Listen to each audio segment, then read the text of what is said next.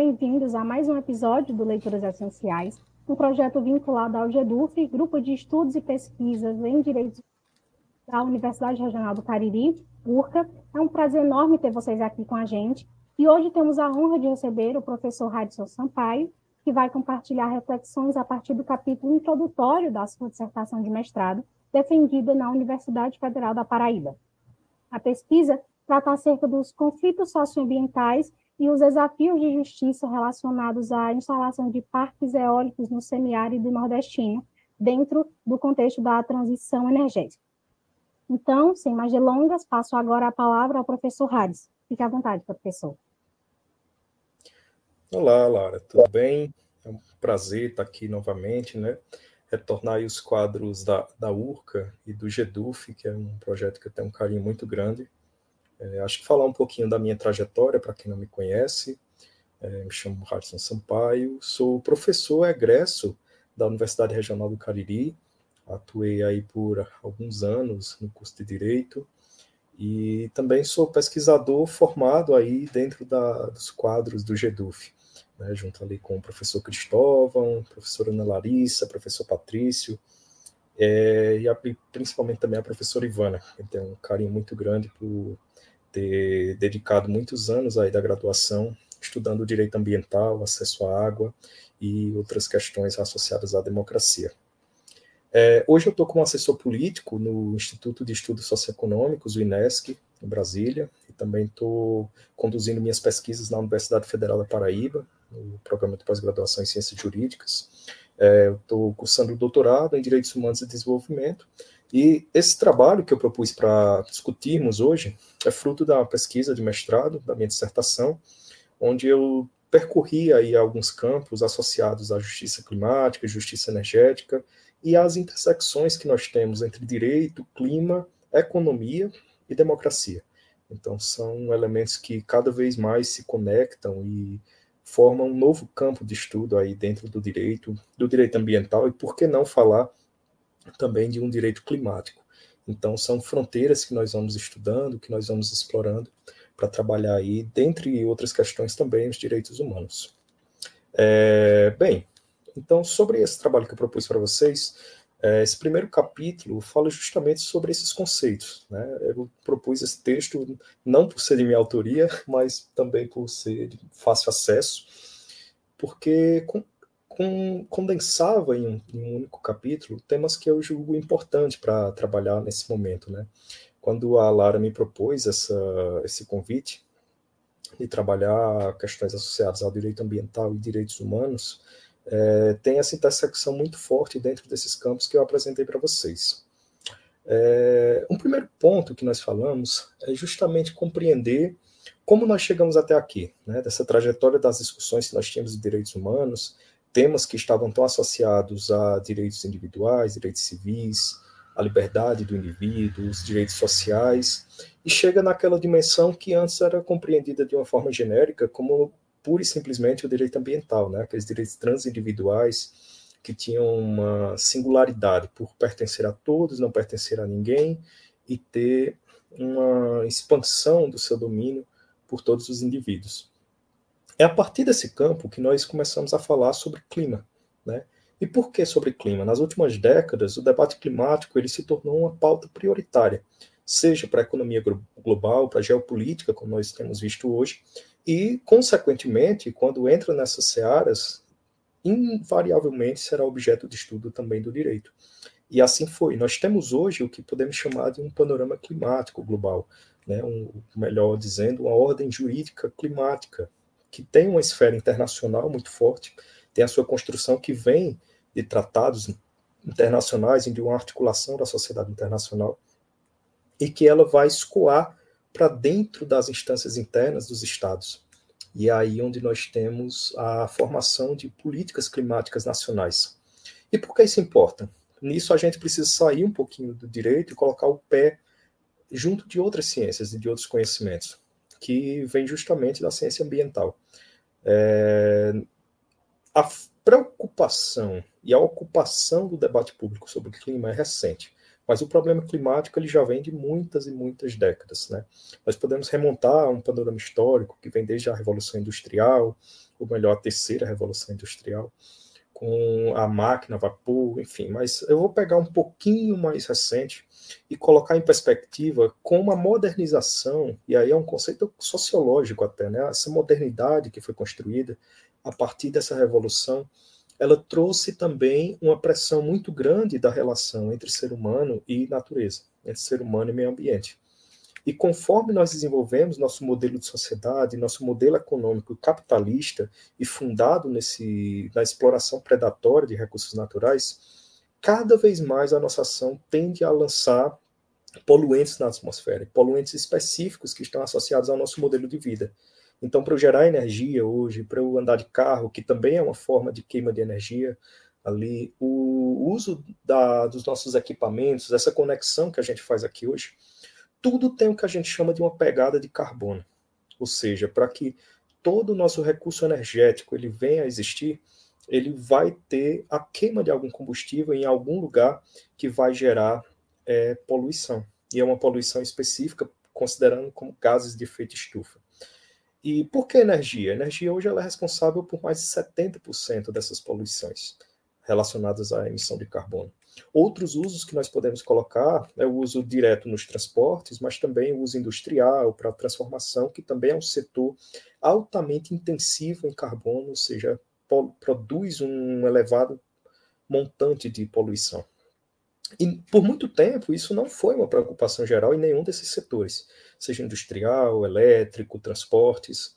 E a situação que a gente vê associada aos outros usos da terra, e isso é muito importante quando a gente olha para o contexto brasileiro, o que são usos da terra? Além de todas essas modalidades e atividades econômicas que eu mencionei, nós temos a pecuária extensiva, o desmatamento, e tudo isso ocorre muitas vezes por meio de queimadas, né? Então, quando a gente vê aquela situação alarmante, seja na Amazônia, seja no Cerrado, seja na nossa Caatinga, seja no Cariri, ali na Chapada do Araripe, que muito recentemente teve um incêndio de larga extensão, tudo isso também produz emissão, é um fator de emissão, e ao longo do tempo, isso começou a gerar uma consequência física, uma consequência material. Ainda que não tenhamos ou não tivéssemos essa preocupação bem estabelecida, isso se tornou um problema geofísico mesmo. Porque há conceitos que são trabalhados em algumas áreas específicas da ciência, sobretudo na geologia, que é a definição de eras geológicas. Essas definições elas levam em conta transformações que aconteceram no planeta, que até então eram transformações naturais. Só que, bem recentemente, surgiu um debate de que nós, enquanto sociedade, enquanto humanidade, temos alterado tão profundamente, significativamente o equilíbrio natural, que tornamos-nos uma força também, um vetor de transformação do planeta. Só que é uma transformação muito negativa, porque pode ser resumida, né, e consiste basicamente no lançamento desses poluentes, seja na atmosfera, seja nos mares. Nós temos uma tríplice crise hoje que nós enfrentamos, que seria essa crise climática, essas alterações que decorrem das mudanças que nós provocamos, uma crise de biodiversidade, que é uma perda significativa da biodiversidade, e uma crise de poluição, que traz à tona principalmente resíduos sólidos e lançamento de plásticos no mar, por exemplo. Mas aqui a gente vai se ater somente à primeira, que é essa crise climática. Então, essa força que nós nos tornamos de provocar emissões de gases de efeito estufa em larga escala, de forma cumulativa ao longo da nossa existência, e principalmente da existência moderna. Por isso que a modernidade, enquanto conceito sociológico, é muito importante. Então, nessa nossa existência moderna, nós lançamos poluentes em tal maneira que o equilíbrio do clima, que é muito sensível, ele foi afetado. Afetado do ponto de que processos naturais, como era o aquecimento global, eles se tornaram acelerados. Nós temos dados de um painel intergovernamental que foi constituído no âmbito internacional, especificamente para avaliar essa questão, para mensurar, para metrificar o quanto de poluentes nós lançamos, o quanto isso alterou o equilíbrio climático. Então, o IPCC, essa sigla também é muito importante para entender essas questões, ele traz esses estudos em relatórios que são publicados periodicamente.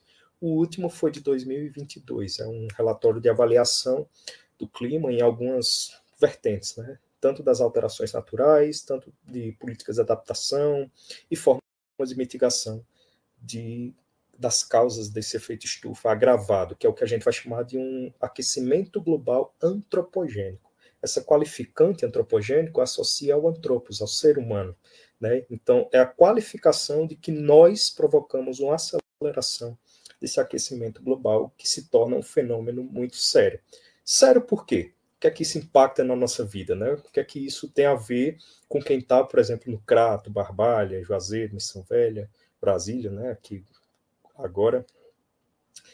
É porque essa alteração ela vai provocar desequilíbrios climáticos, ou seja, fenômenos que existiam, como a chuva, uma seca, ou qualquer uma tempestade, ciclone, eles vão continuar acontecendo, mas numa escala cada vez maior e mais intensa e mais frequente. Então, o que vai acontecer, o que já acontece na realidade, e que tende a se agravar, é que esses fenômenos ou eventos climáticos extremos, dada essa desregulação climática, ela tende a se tornar um problema cada vez mais recorrente e mais grave. Mas isso é um cenário perene, ou seja, é uma consequência, é uma condenação, não temos nada mais o que fazer? Não. Aí é onde entra a nossa figura aqui, que volta para o campo jurídico, né? Porque há uma janela de ação. No âmbito internacional, várias tratativas foram elaboradas, né? Nós tivemos o protocolo de Quioto, que ocorreu lá no finalzinho dos anos 90, início dos anos 2000, e mais recentemente, a principal tratativa internacional dos países para tentar limitar essas emissões foi o Acordo de Paris. Então, em 2015, os países, no âmbito de uma instância constituída dentro da ONU, que é o que a gente chama de Convenção Quadro das Nações Unidas para Mudanças Climáticas, ou UNFCCC, na sigla em inglês, é uma reunião de vários países que olham para as suas atividades econômicas, olham para o seu uso da terra, olham para a quantidade de emissões que eles emitem, principalmente gases de efeito estufa, como o carbono, e formam compromissos voluntários para limitar essas emissões e promover uma forma de adaptação contra os efeitos danosos da mudança climática. Então, se por um lado você pensa o seguinte, é um país que usa muita termoelétrica, ou seja, o Brasil é um desses. Você tem uma matriz de geração de energia elétrica, que é um elemento essencial, mas que ela está associada a uma geração suja, vamos dizer assim, porque para gerar essa eletricidade eu preciso queimar combustível, girar lá um bobina, enfim, e produzir eletricidade. Como eu posso resolver isso para mitigar emissões, ou seja, parar de poluir, mas manter a eletricidade porque é um bem essencial? Eu vou mover para fontes alternativas, como, por exemplo, as energias renováveis, que é o tema do texto que eu propus para vocês. Mas essa é uma forma de mitigação. Nos transportes, a gente tem os carros elétricos, carros movidos a biodiesel, carros movidos a biocombustíveis, né, de uma forma geral. Etanol entra também nessa pegada. E para políticas de uso da terra, você tem, por exemplo, o combate ao desmatamento.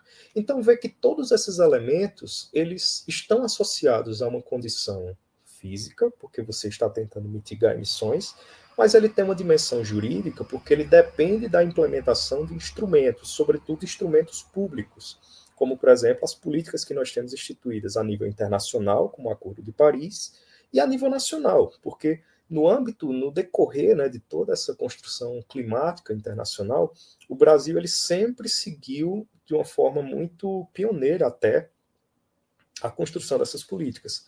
Então, em 2009, nós tivemos uma política nacional de mudança climática instituída, que é a Lei 12.859, vou lembrar agora exatamente a numeração, não, mas é a Política Nacional de Mudança Climática. Associada a ela, vai criar alguns instrumentos, como o Fundo Clima, que já foi objeto de debate no Brasil, e várias outras políticas setoriais que a gente coloca, como uma política de desenvolvimento para as energias renováveis, uma política para o hidrogênio verde, por exemplo, que é bem recente isso, uma política do combustível do futuro, uma política do biodiesel e do etanol, melhor dizendo, uma série de programas. E isso vem de uma construção, né? Nós temos isso que é construído lá atrás, mas essa série de políticas setoriais, elas buscam justamente alterar o padrão poluente emissor que nós temos no país e construir uma outra forma de aproveitamento econômico que continue a persistir um objetivo muito importante para a República Brasileira, que é o desenvolvimento, mas que esse desenvolvimento ocorra de uma forma sustentável. Daí a gente tem hoje, né, em discussão aqui, uma série de instrumentos como a taxonomia verde, ou a taxonomia sustentável brasileira, que é um instrumento econômico que vem de uma construção política e que tem também um elemento jurídico constituído. Essa taxonomia ela é uma classificação de investimentos e ativos que é muito representativa do momento que nós vivemos hoje, olhando para todo esse panorama que eu comentei. Por quê? Nós estamos num momento onde até a escolha do que eu vou investir precisa considerar esses elementos de combate às mudanças climáticas. Taxonomia é aquele conceito que a gente pega da biologia, né? Classificação dos seres, da vida e tudo. Na economia, isso classifica ativos. Então, quando eu, investidor, banco, enfim, fundo de investimento, vou olhar para algum tipo de ativo que eu quero investir, eu vou considerar se ele é sustentável ou não, se ele contribui ou não para o combate às mudanças climáticas. Então, enquanto investidor, se eu olho para fontes energéticas, entre investir em petróleo e investir em energias renováveis, talvez seja mais vantajoso investir nas energias renováveis, por uma série de fatores, porque vai ter subsídios, incentivos, ou pela própria natureza do título, vai ser de mais fácil acesso para aquelas empresas renováveis do que para uma empresa poluente que explora petróleo. Então, tudo isso está na onda, né, na crista da onda do que vem sendo discutido hoje no Brasil. Mas, enfim, como a gente traz isso para as questões jurídicas, né? Eu dei um panorama muito a partir das emissões, né? Emissões, combate às emissões, que é o que a gente vai chamar de políticas de mitigação, né? Mitigar emissões, e promoção da adaptação contra os efeitos adversos das mudanças climáticas que já são sentidos. E esse é o ponto que a gente entra para aproximar bastante dos direitos humanos. Eu vou fazer até uma ressalva. Direitos humanos hoje, ele já constitui um elemento ambiental por si próprio. Então, garantir um equilíbrio ambiental e climático, tal qual está lá no artigo 225 da Constituição Federal, ou como está instituído na Declaração de Estocolmo, de 1972, no das Nações Unidas, o meio ambiente hoje já é um direito humano por si próprio, independentemente da finalidade, qual direito acessório ele está vinculado. Como assim um direito acessório? Um direito à saúde, o direito à qualidade de vida, enfim. São coisas que estão associadas a ter um meio ambiente equilibrado. Mas o equilíbrio ambiental, por si só, ele é um elemento de direitos humanos e tal qual também o direito climático, o equilíbrio climático.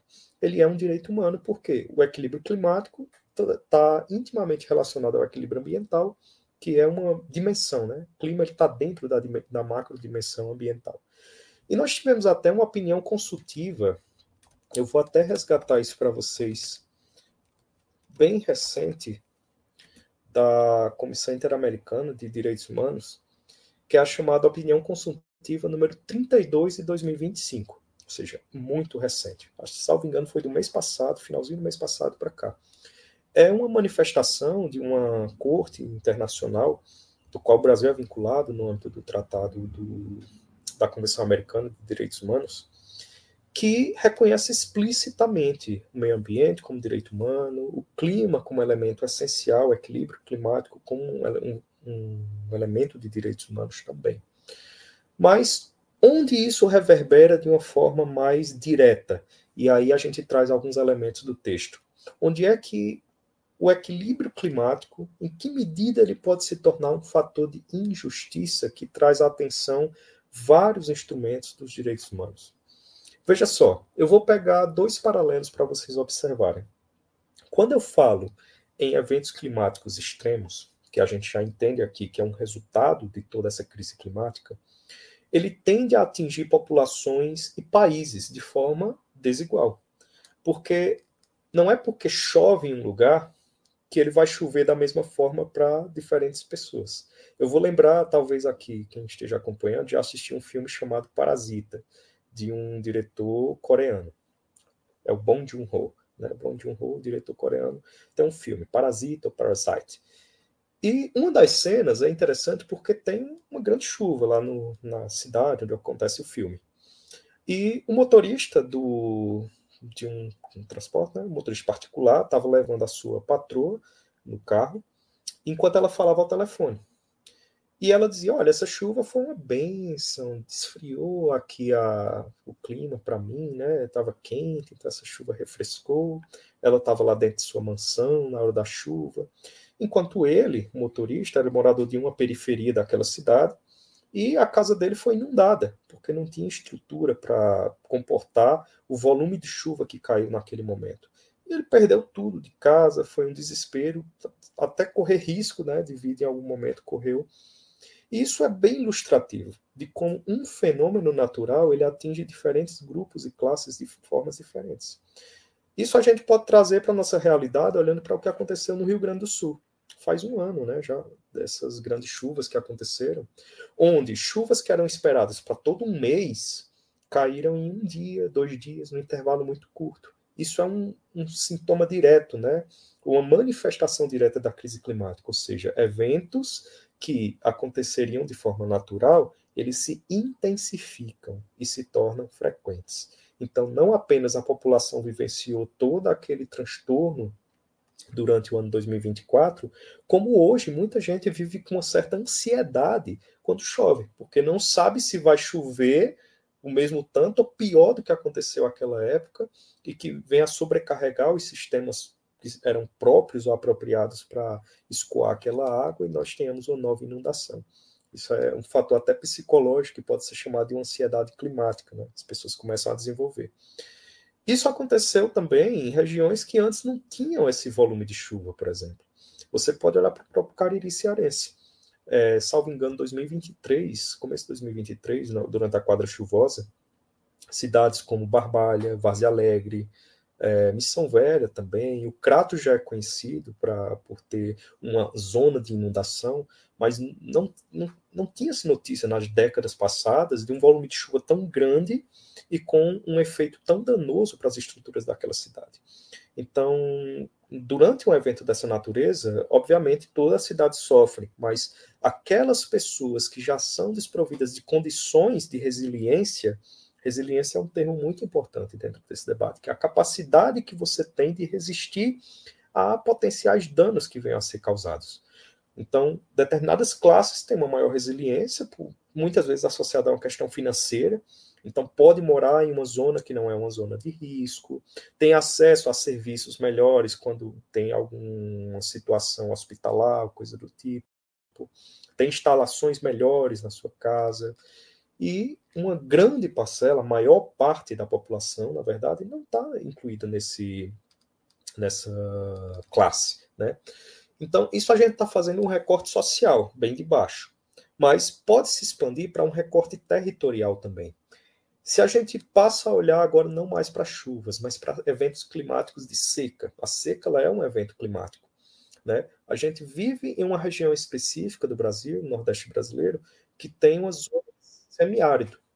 E essa zona de semiárido, ela necessariamente passa por longos períodos de estiagem.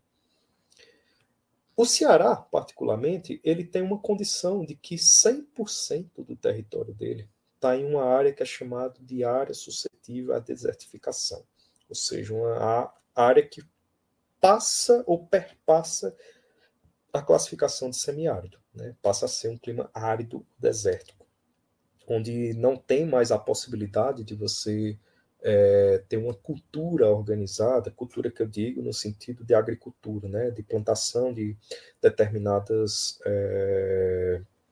alimentos, como ocorre hoje. Né? Hoje o Ceará ele não está num cenário de desertificação. Né? Nós temos inclusive uma agricultura familiar que é muito forte e polos de agroecologia também. Só que tudo isso se torna arriscado, porque no horizonte que nós temos, caso nada for feito, ou se nós não consigamos mitigar essas emissões, pode ser que em um futuro não muito distante, essa região se torne uma região árida. Para isso, você precisa de políticas públicas que não apenas olhem para mitigar emissões, mas também promovam a adaptação. Promover a adaptação é você garantir uma série, um conjunto de outras políticas, é aumentar a resiliência, é garantir, por exemplo, que famílias elas tenham condições de fazer suas plantações, se não tiver uma boa condição em determinado ano, que ela tenha alguma segurança de renda, que ela não seja forçada a sair do seu lugar, se torne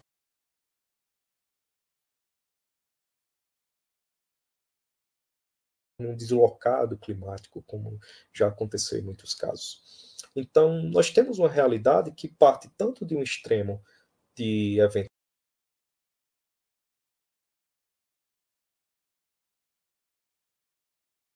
como grandes chuvas, como também extremos de grandes secas.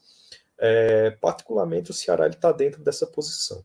Mas a gente pode ir além até. Além da perspectiva territorial, você pode olhar para a perspectiva nacional. Países, eles têm capacidades diferentes de promover essa adaptação.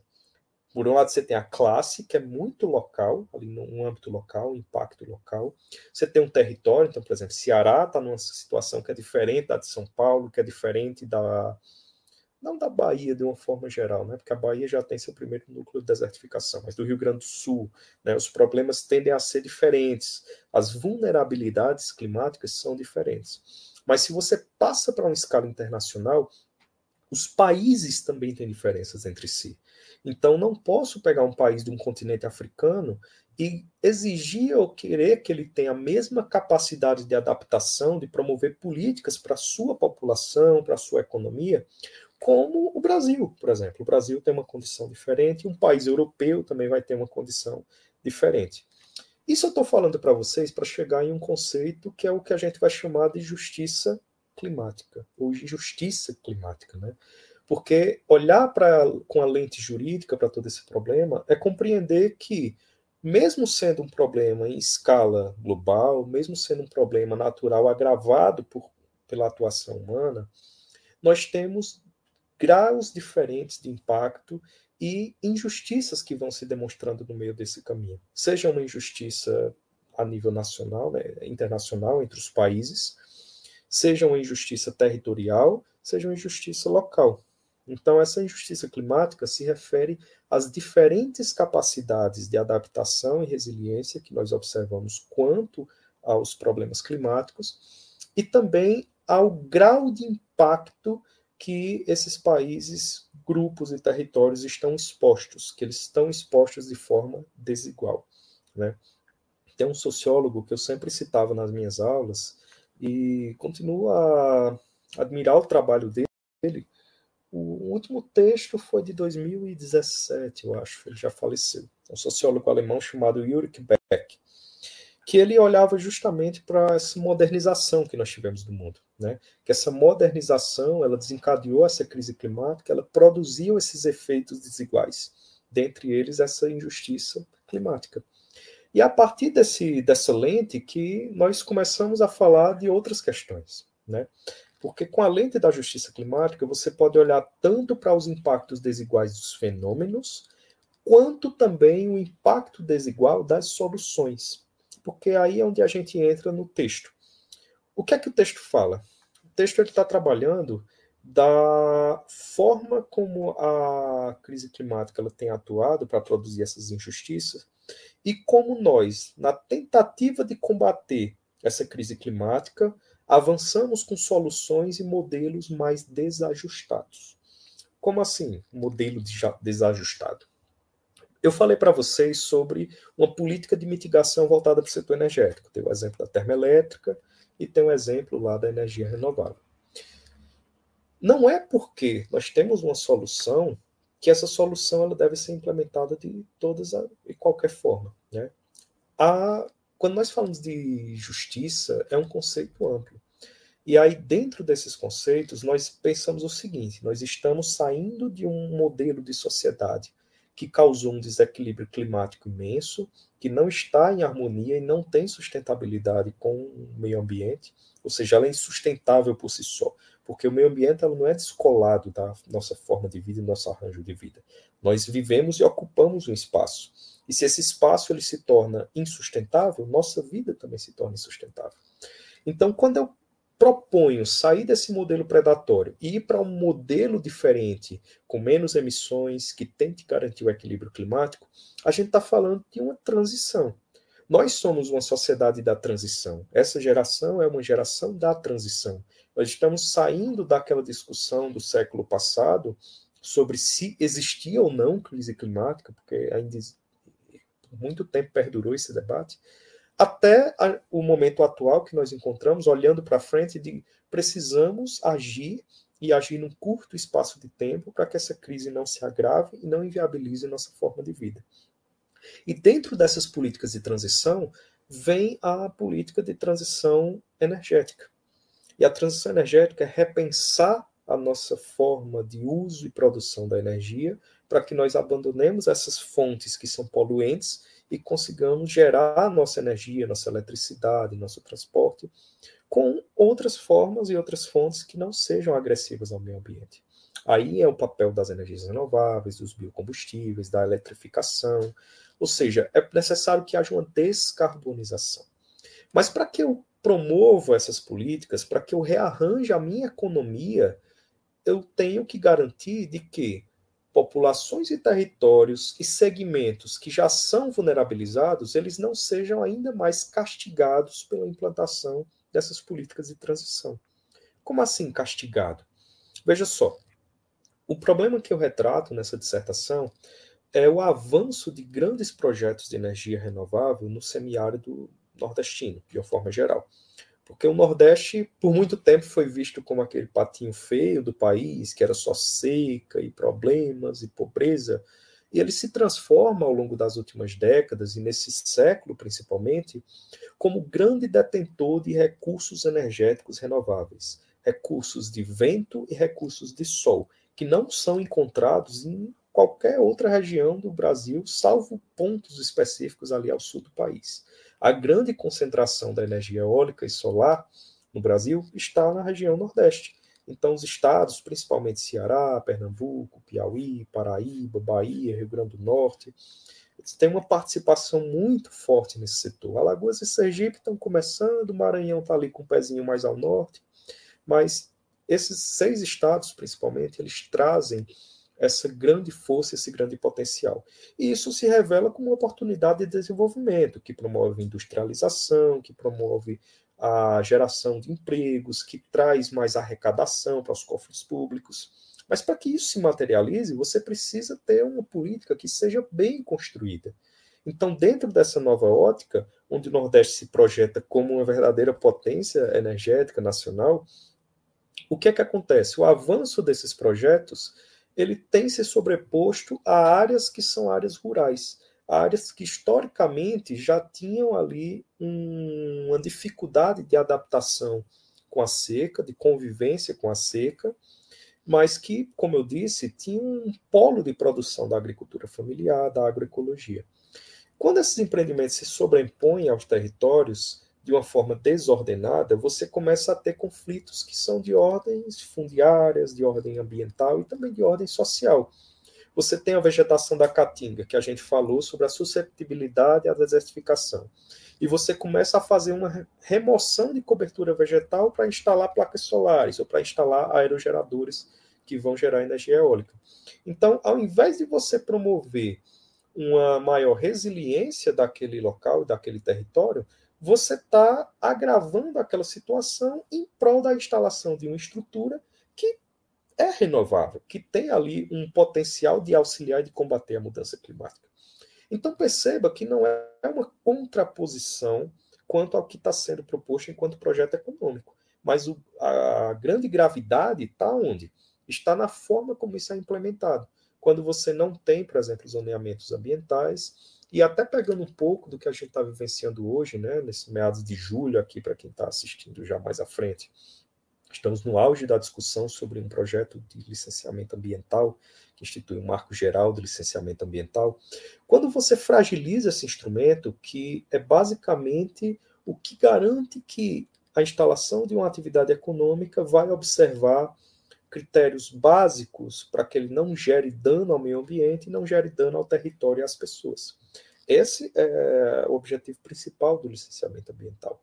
Quando você fragiliza esse instrumento, você fragiliza a avaliação dos impactos que uma atividade pode gerar. E, consequentemente, você vai multiplicar esses fatores de dano, tanto para o meio ambiente quanto para as comunidades. Então, no texto da dissertação, nós observamos justamente isso. a grande expansão de parques eólicos no Nordeste brasileiro. Ele tem se tornado um vetor de pressão para os direitos de populações, principalmente direitos fundiários, e também a relação que elas têm com o seu próprio território e a proteção ambiental como um todo. Eu trago alguns elementos dentro do trabalho, que é justamente a forma como se dá a relação com a comunidade, por exemplo, modelos contratuais que são ajustados. Aí a gente entra num campo mais econômico, uma especificidade do tema. Mas, para a gente não entrar nesse grau, né, de capilaridade, eu vou até esse ponto, né, de em que medida promover uma transição para um modelo econômico mais sustentável, que utilize projetos e ativos de uma economia que a gente chama de uma economia verde, né, ou menos intensiva em carbono. Em que medida eu vou promover isso sem sacrificar certas zonas e ampliar a vulnerabilidade de territórios? Então, eu preciso encontrar uma forma de unificar e de juntar esses dois ideais, que aí sim eu estou atendendo o ideal de um desenvolvimento sustentável. Porque falar em sustentabilidade é falar em um tripé, né? Um tripé ambiental, um tripé econômico, mas principalmente também social. Eles não podem estar dissociados. E o que a gente tem visto é isso. O emprego de uma política de mitigação contra a crise climática, ela tem ocorrido ao custo de uma dimensão social. Eu estou sacrificando a dimensão social do território para promover aí a expansão de parques eólicos. E a gente entra num contexto problemático, quando você pensa, por exemplo, qual o nível de renda que esses projetos geram, que fica no território, qual o nível da energia que fica para o território. E a gente vai vendo que, na instalação de um projeto desse, a comunidade que está ali situada no local, que vai receber o empreendimento, ela não tem acesso à energia, e a renda que é revertida para ela é um percentual ínfimo, muitas vezes muito aquém, né, para não dizer predatório, do que ela poderia receber. Só para ilustrar para vocês entenderem o que é que eu estou falando, é você chegar na terra de um agricultor e dizer assim, olha, eu vou fazer um contrato com você, você não precisa fazer nada, tá? Eu vou instalar a estrutura, eu vou gerar energia e eu vou te pagar uma quantia por mês, tá? Mas eu tenho uma condição. Eu não quero mais que você mexa na sua terra. Qualquer coisa que você for fazer na sua terra, eu tenho que aprovar a partir de agora. E aí eu vou lhe pagar um aluguel mensal. Vamos fazer o seguinte, eu vou lhe pagar R$ 1, R$ 2 por hectare de terra. Tá bom? Quanto é a sua terra? 10 hectares? Pronto. Então você vai receber R$ 20 por mês para que eu possa usar a sua terra, instalar meu projeto, meu empreendimento. E quando eu começar a gerar alguma coisa aqui, eu lhe pago 1% do que eu ganhar. Aí vocês, mas é um projeto milionário. Gente, o que fica de renda para essas pessoas muitas vezes é R$ 600, R$ 800, por aí vai. Muito abaixo, quando muito chega num salário mínimo, que a gente já sabe que não atende o percentual, né, o que a gente precisa do nosso mínimo existencial. Tem uma discrepância muito grande. E isso gera uma série de efeitos para quem está ali no território, porque ele vai estar exposto a condições adversas que podem prejudicar a saúde dele, como ruídos, coisas que geram problemas de saúde mental, isso está documentado. E também você tem implicações jurídicas, como perda da qualidade de segurado especial, dificuldades na aposentadoria, dificuldade de acesso a crédito. E aí você começa a ver que tem uma simetria muito grande entre quem está ali no polo hipossuficiente, como um pequeno agricultor, e uma grande empresa. Você entra numa correlação de forças que sai do campo climático, sai do campo ambiental, entra num campo estritamente econômico. Mas que se você retoma, né, o início dessas relações, você volta para a implementação dessas políticas de mitigação. Por quê? Para que esses projetos cheguem nesses territórios, eles precisam acessar incentivos fiscais, eles precisam acessar uma linha específica de crédito que, como eu classifiquei lá no início para vocês, naquela taxonomia, é direcionada para empreendimentos considerados sustentáveis. Então, vê que o problema, o grande ruído, está em olhar para essas pequenas nuances do processo. Né? Em que medida eu avalio o que é sustentável ou não e como essas coisas devem ser implementadas, devem ser colocadas. Hoje, infelizmente, muitos desses problemas que são retratados na dissertação são problemas que seriam sanáveis, eles não precisariam existir. Se nós tivéssemos lá atrás um acompanhamento do poder público, um olhar mais sensível para quem está no território e não apenas para a métrica de emissão de carbono, porque aí é uma denúncia que a gente faz, né? Enquanto pesquisador, enquanto representante aí da sociedade civil, que é o olhar reduzido para a atração de investimentos, a atração de investimentos econômicos, né, e redução de emissões, pura e simplesmente. E eu deixo de lado outras questões que são importantíssimas, se não determinantes, como o desenvolvimento social, a garantia de qualidade de vida, de saúde, o asseguramento de direitos humanos para esses territórios e também, principalmente, a proteção do ambiente no qual eles estão inseridos. Então é dentro dessa perspectiva que a gente traz esse debate sobre o que é justiça climática, sobre o que são esses quadros autônomos, né? E como isso leva a gente a discutir o que é uma transição justa ou não. Compreendendo que transição é você sair desse modelo de mundo que nós falamos, um modelo que não considerava a crise climática, para um outro modelo de mundo que está reformulando a sua economia, mas que precisa olhar para além de aspectos econômicos, precisa olhar para um aspecto mais social, para um aspecto ambiental, e aí sim ter aquele pilar, né, aquele tripé bem estabelecido da sustentabilidade. Mas é isso. Então, acho que é uma boa introdução ao tema, né? A gente falou aqui por uns 30 minutos, mais ou menos, mas que é uma pequena pincelada do que seria essa discussão. Mas é isso. Devolvo aí, Lara. Professor, muito obrigada pela sua fala. Sua exposição trouxe elementos fundamentais para a gente pensar a relação entre energia, território e justiça social, né? E eu gostaria de iniciar um breve momento de perguntas e respostas. Perdão, Lara, acho que eu tenho... Duas questões que surgiram a partir de uma leitura, da leitura que eu tive do capítulo introdutório da sua dissertação. O conceito de transição justa é um dos pilares do seu trabalho e o senhor aponta que a visão predominante, focada apenas em empregos, é limitada. Pensando diretamente nas comunidades do semiárido, o que uma transação justa significaria na prática para essas comunidades? E essa justiça, ela envolve dimensões mais profundas como a soberania sobre o próprio território e o direito fundamental de dizer não a esses grandes projetos, mesmo que isso signifique abrir mão do progresso que lhes é prometido? Isso, vamos tentar explorar essa pergunta. Ótima pergunta, Lara. Transição, ela tem sido vista sobre múltiplos conceitos, né? Mas a gente tem que resgatar essa dicotomia que sempre existiu no Brasil e que ainda perdura em muitos discursos políticos, né? A gente vê principalmente, como eu citei, essa discussão sobre licenciamento. Isso vem muito à tona, né? Qual a relação entre progresso, desenvolvimento, né, e atividades econômicas? O discurso ele quase sempre fica superficial na atração de investimentos, como o simples fato de você instalar qualquer projeto, né? Qualquer mega projeto, seja uma hidrelétrica, seja uma usina eólica, usina solar, construção de um cinturão das águas, uma transposição do Rio São Francisco, uma transnordestina, enfim, projetos de atividades econômicas, de forma geral. Quase sempre se coloca que atrair esses investimentos, ele, por si só, gera alguma modificação do contexto social no qual ele está inserido, no contexto local. É a grande questão clássica de você olhar o desenvolvimento simplesmente como crescimento do PIB.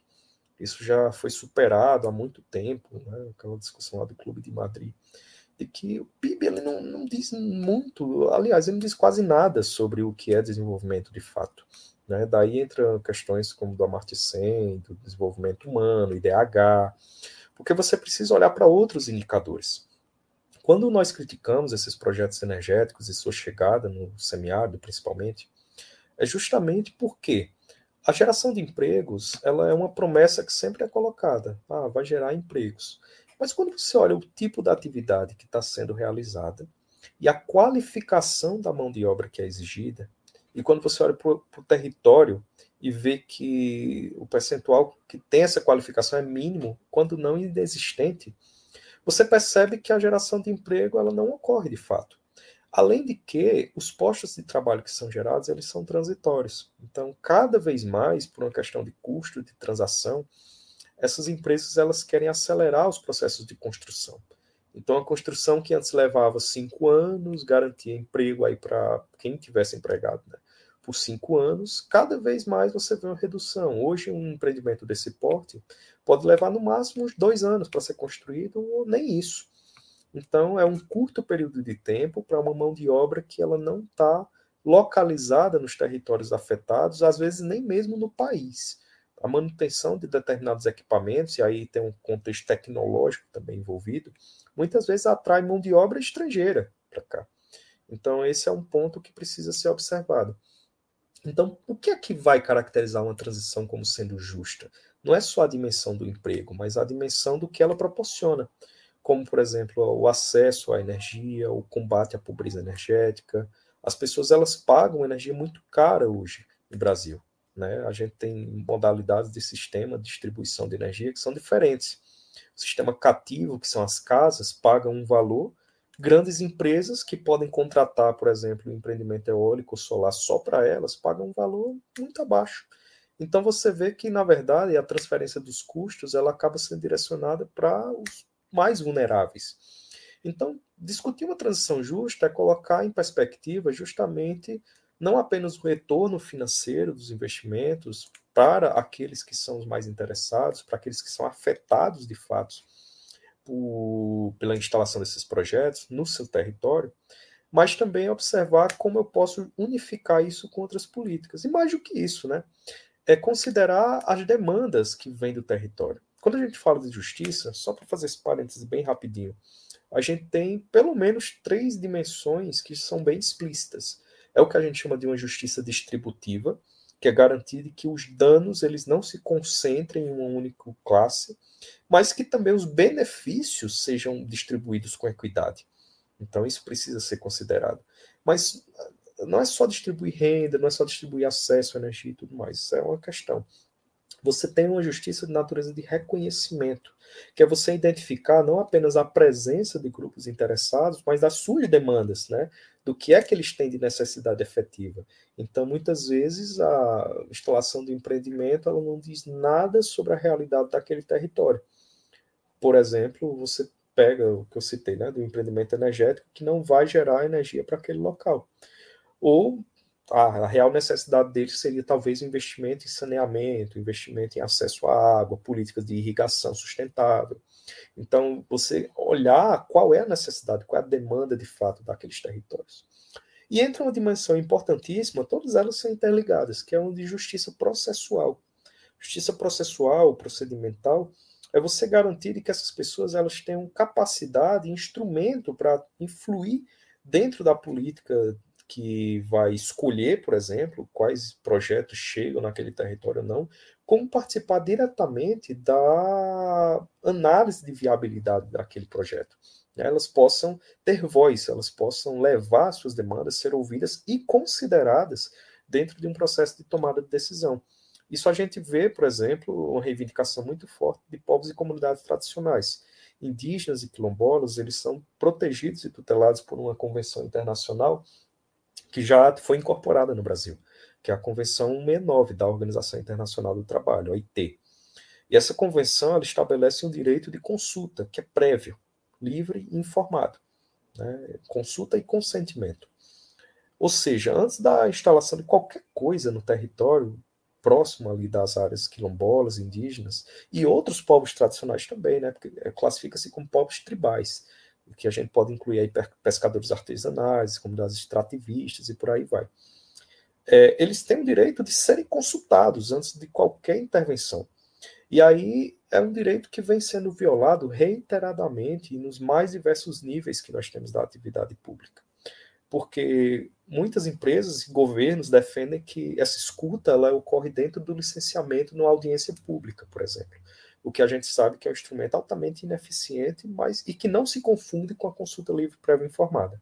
E mais grave do que isso, a gente tem determinados tipos de investimentos que são considerados estratégicos ou que têm um pequeno potencial de dano, que eles sequer passam por essa etapa de avaliação ambiental ou de audiências públicas. É um processo simplificado onde a escuta ela é reduzida ao inexistente. Então, você vê que hoje o arcabouço brasileiro ambiental, jurídico ambiental, não se coaduna com esses instrumentos que caracterizam o que seria uma justiça. Então, discutir essa dimensão de justiça e trazer isso para essas políticas de transição é o que faria nós termos uma transição justa, né? Que é você olhar para as comunidades, ter distribuição equitativa dos benefícios, participação e reconhecimento das suas demandas. Então, eu acho que esse é um pontapé para a gente começar a falar de transição justa e não olhar apenas para indicadores superficiais, como geração de emprego e atração de investimento.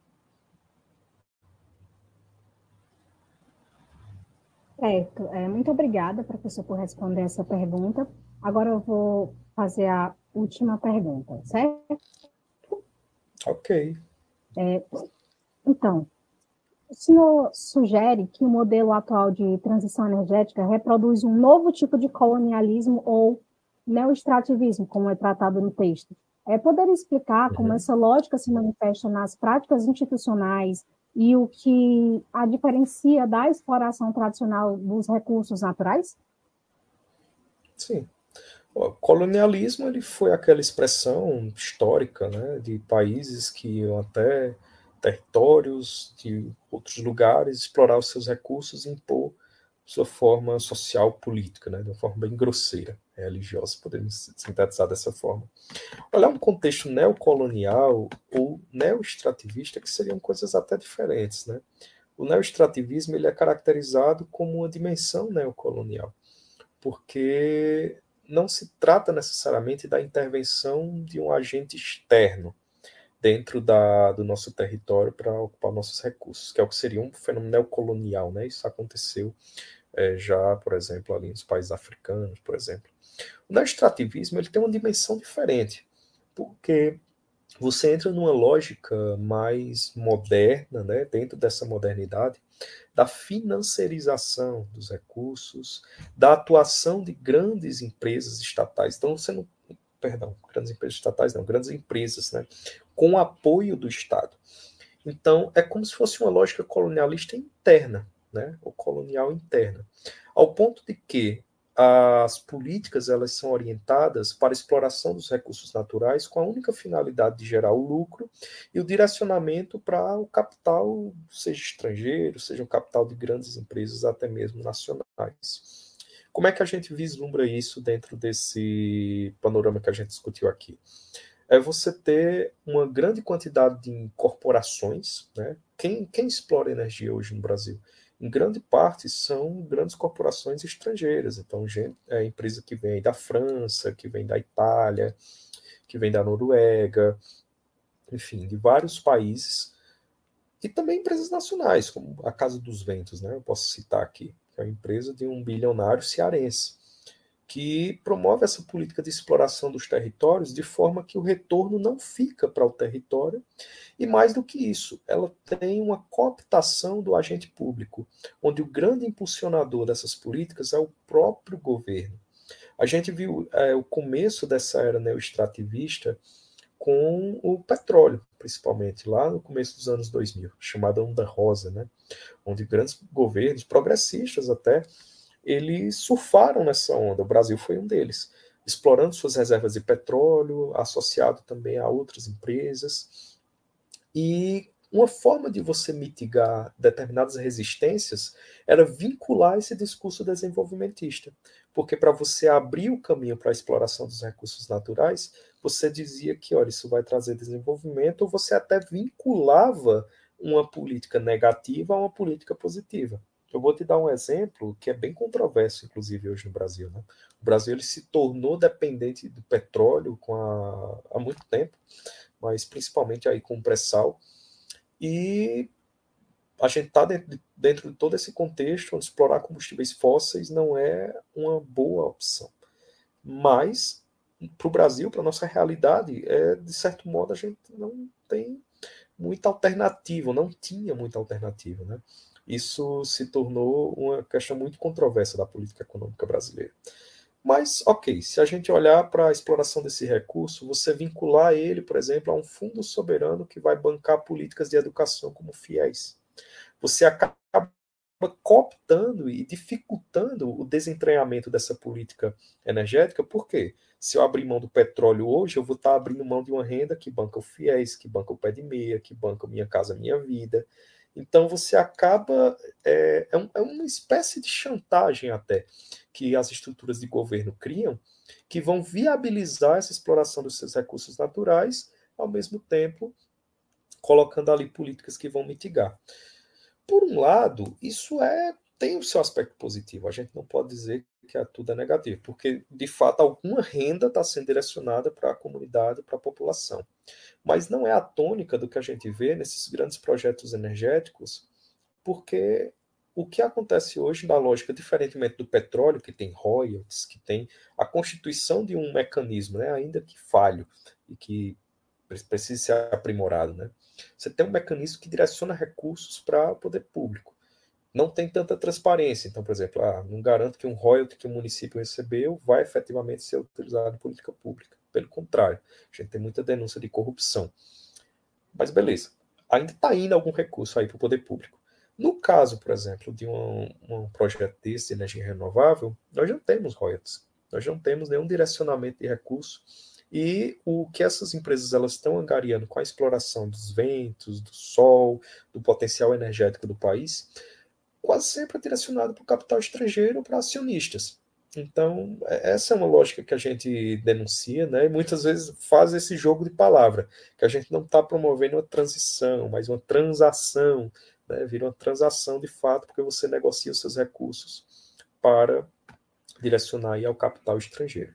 Então, esse é um elemento muito forte que leva a gente a falar sobre neoextrativismo, né?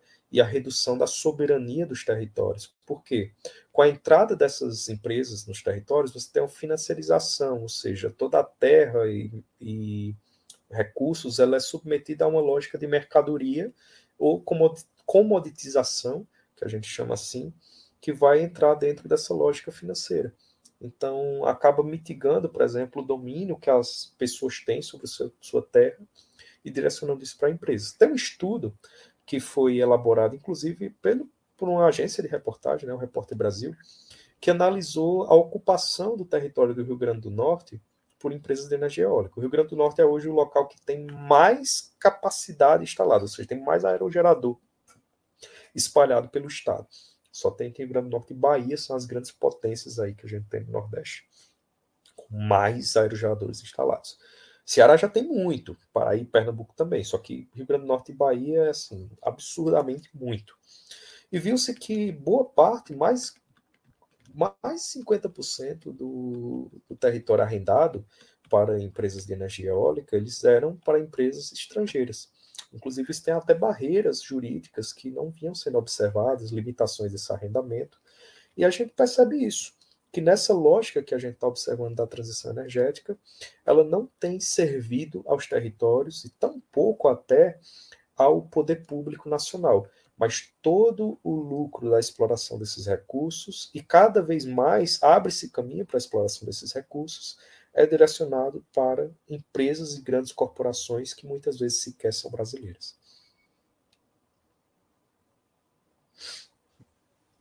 Muito obrigada, professor, por responder esclarecer as minhas dúvidas. Antes de encerrarmos o episódio, eu gostaria que o senhor trouxesse a mídia que considera essencial para os interessados no assunto poder se aprofundarem. Claro. Eu fiz uma seleção, né? A gente está gravando um podcast nesse momento, mas eu vou aproveitar para indicar um outro podcast. Por quê? Não apenas pelo formato, que eu achei muito didático, como pelo tema, né? É a segunda temporada do podcast Revoar, do Laut, que é um grupo de estudos sobre autoritarismo na América Latina, que trabalha muito temas de democracia, né? Tem o professor Conrado Hübner, né? Ele é um dos criadores desse projeto. E nessa segunda temporada, que tem 6 episódios, ao longo de cada episódio, eles vão explorar em minúcias esse tema dessas correlações entre clima, direito, democracia, política. E aí eu penso que é uma boa introdução para quem se familiariza, né? Quem tem que simpatiza com esse tema e quer entender um pouco mais. Porque eu sei que é pouco explorado dentro da universidade, né? É um tema que às vezes chega pouquíssimo, muitas vezes as pessoas ainda não conhecem, né? Desconhecem, não tiveram esse contato. Então eu recomendo esse podcast, foi inclusive muito interessante quando eu estava iniciando as pesquisas, né? Me ajudou a pensar muitos pontos que às vezes eu não tinha considerado, reflexões que eram importantes fazer e questões que vão muito além da seara econômica. Eu acho que a nossa conversa de hoje ela teve uma abordagem mais econômica, porque foi fruto de uma pesquisa em direito econômico, tenho essa formação, mas há um campo muito amplo a ser explorado, por exemplo, no ponto de vista democrático, do federalismo, das políticas públicas. Então, eu recomendo muito para que vocês ouçam, escutem podcast Revoar, do Laut. Eu vou deixar o link aqui, o pessoal vai divulgar para vocês. Então, cada episódio vai trazer aí uma perspectiva, desde quem se interessa mais por aspecto de direito internacional, quem gosta do direito nacional, direito ambiental, várias vertentes que vão sendo constituídas, até o debate político. Isso tem uma influência muito forte. Mas essa é a minha recomendação e eu espero que vocês tenham aprendido um pouco com essa fala. Também vou deixar meus contatos à disposição aqui para que vocês possam também, caso queiram, discutir um pouco mais, tem aí meu e-mail, enfim, a gente vai conversando. Mas é isso, Lara. Certo, mais uma vez eu agradeço a participação do senhor aqui no Leituras Essenciais e foi uma honra tê-lo conosco. Obrigada também a todos e a todas que nos acompanharam até aqui e até o próximo episódio.